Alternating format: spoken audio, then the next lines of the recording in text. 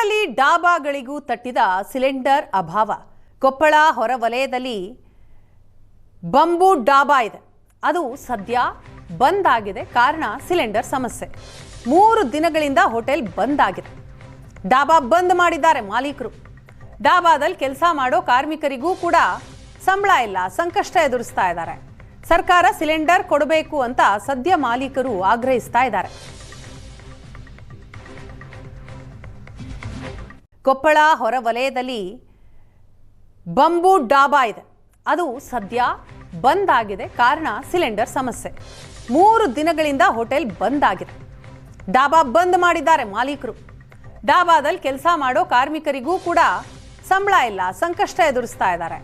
ಸರ್ಕಾರ ಸಿಲಿಂಡರ್ ಕೊಡಬೇಕು ಅಂತ ಸದ್ಯ ಮಾಲೀಕರು ಆಗ್ರಹಿಸ್ತಾ ಇದ್ದಾರೆ.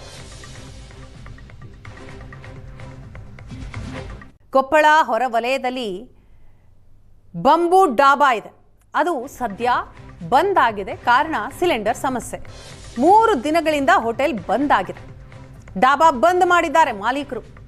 ಡಾಬಾದಲ್ಲಿ ಕೆಲಸ ಮಾಡೋ ಕಾರ್ಮಿಕರಿಗೂ ಕೂಡ ಸಂಬಳ ಇಲ್ಲ, ಸಂಕಷ್ಟ ಎದುರಿಸ್ತಾ ಇದ್ದಾರೆ. ಸರ್ಕಾರ ಸಿಲಿಂಡರ್ ಕೊಡಬೇಕು ಅಂತ ಸದ್ಯ ಮಾಲೀಕರು ಆಗ್ರಹಿಸ್ತಾ ಇದ್ದಾರೆ.